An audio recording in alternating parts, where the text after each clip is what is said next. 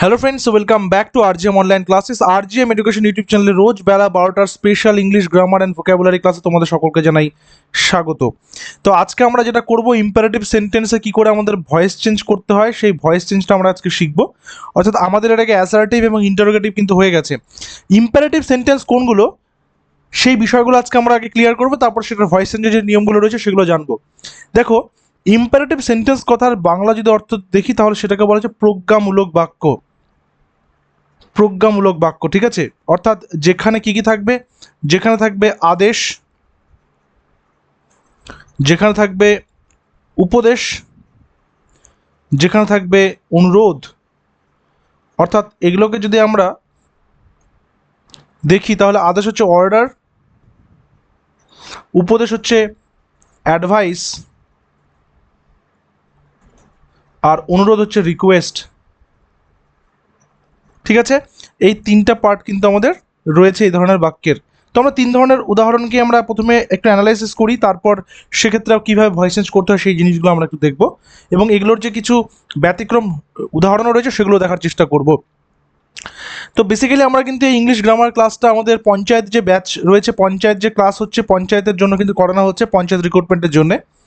তো পঞ্চায়েত ব্যাচ সংক্রান্ত সমস্ত ডিটেলস এই ভিডিও ডেসক্রিপশনে দেওয়া রয়েছে। তোমরা ইন্টারেস্টেড হলে অবশ্যই হোয়াটসঅ্যাপে যোগাযোগ করবে, একবার ডিটেলসটা অবশ্যই চেক করে নেবে। তো আদেশের ক্ষেত্রে কি আছে, যেখানে কোনো কিছু অর্ডার দেওয়া হয়, যেরকম আমি বলতে পারি যে open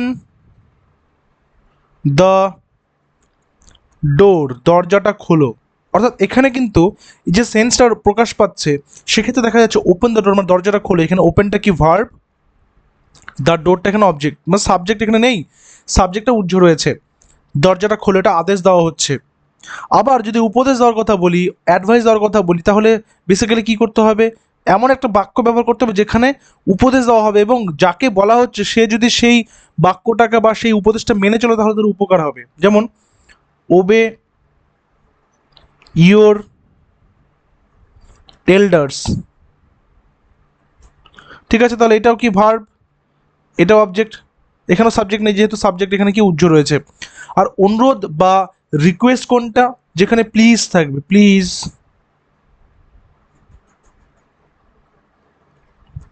give me the bat, আমাকে ব্যাটটা দাও। তাহলে এখানে প্লিজটা কি আছে, এখানে রিকোয়েস্ট করলো, এখানে গিফট আছে ভার্ব, এখানে এটাও অবজেক্ট, এটাও অবজেক্ট, তাই তো। তাহলে আমরা বুঝতে পারছি আদেশ কোনগুলো যেখানে অর্ডার করা বোঝাচ্ছে, উপদেশ কোনগুলো যেখানে কোনো অ্যাডভাইস দেওয়া বোঝাচ্ছে, অনুরোধ কোনগুলো যেগুলোকে রিকোয়েস্ট করা বোঝাচ্ছে। এগুলোর প্রথমে একটা বেসিক নিয়ম রয়েছে, সেই বেসিক নিয়মটা আলোচনা করব, তারপর আরও একটা নিয়ম রয়েছে সেটাও আলোচনা করব। সবার প্রথমে একবার দেখে নিয়ে বলছে ওপেন দ্য ডোর। এটা যদি বেসিক আমরা অর্ডারের যেটা নিয়ম রয়েছে সেটা দিয়ে যদি করি তাহলে এখানে ইউ আর অর্ডার্ড টু দিয়ে করা যায়। ইউ আর অর্ডার মানে তাকে অর্ডার দেওয়া হচ্ছে, you are ordered to open, to এর পরে ফার্স্ট ফর্ম বসবে, টু ওপেন দ্য ডোর, মানে অর্থাৎ পুরো সেম বাক্যটাই বসে গেল।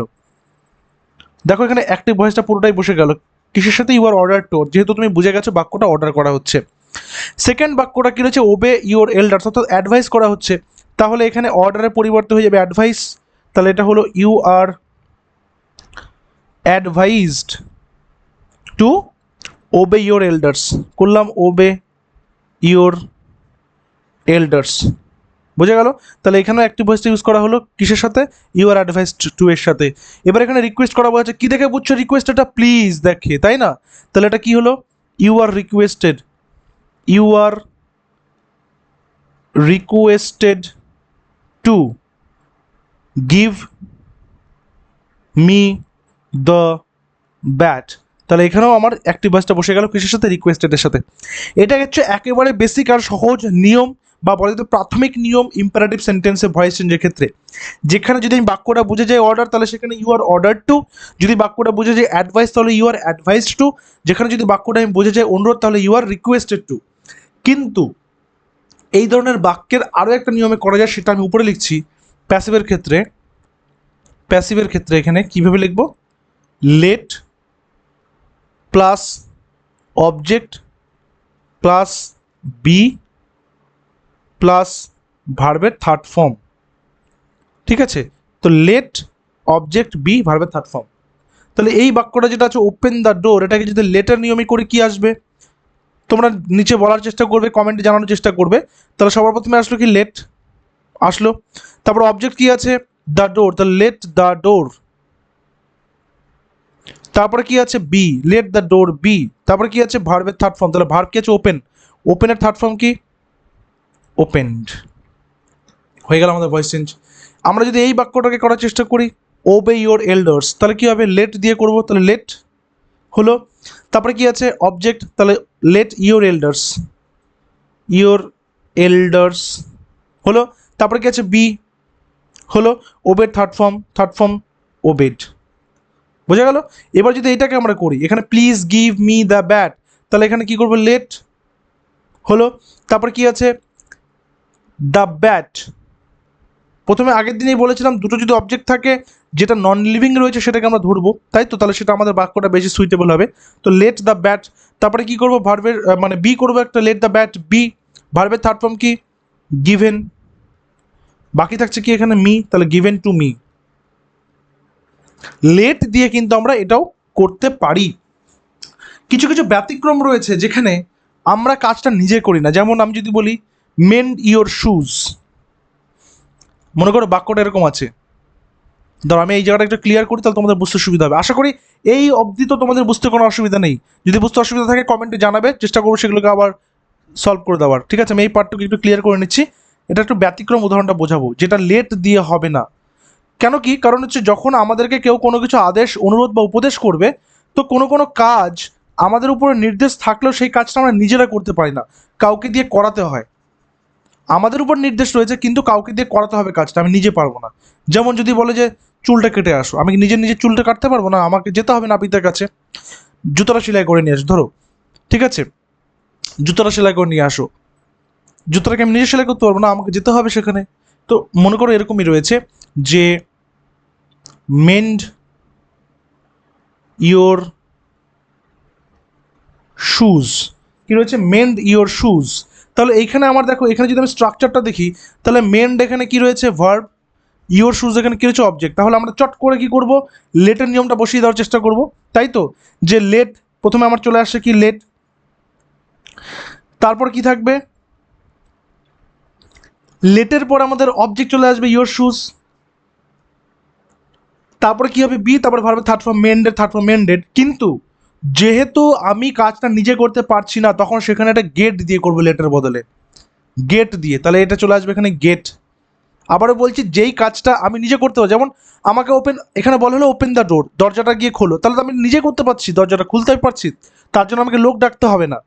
ওবে ইওর এল্ডার্স, বড়দের কথা মেনে চলো, আমাকে নিজেকে বলা হচ্ছে, আমাকে নিজেকে বড়দের কথা মেনে চলতে হবে, তার মানে এই ক্ষেত্রে কাজগুলো আমি করছিলাম।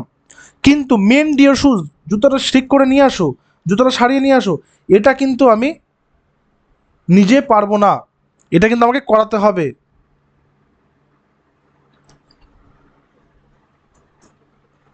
এবার এখানে কি হবে, যেহেতু আমার কাজটা করাতে হবে সেই কারণে এখানে কি হবে গেট আসলো, গেট, তারপরে কি আছে অবজেক্ট চলে আসবে, সেম নিয়মে অবজেক্ট চলে আসবে, তাহলে get your shoes, get your shoes করলাম।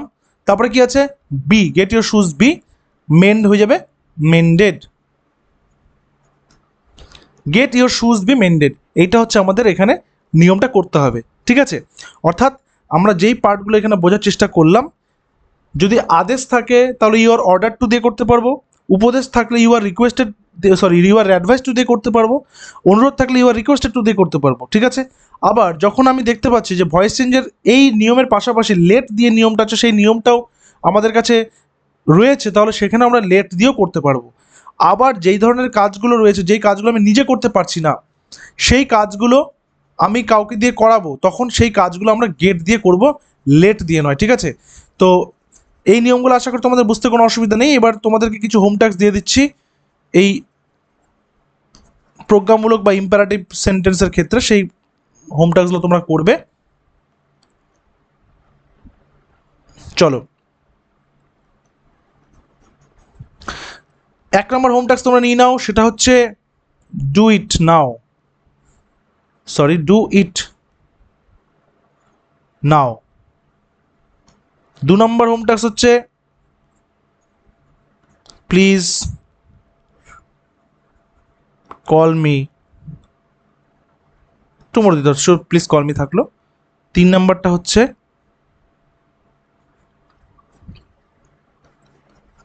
Help the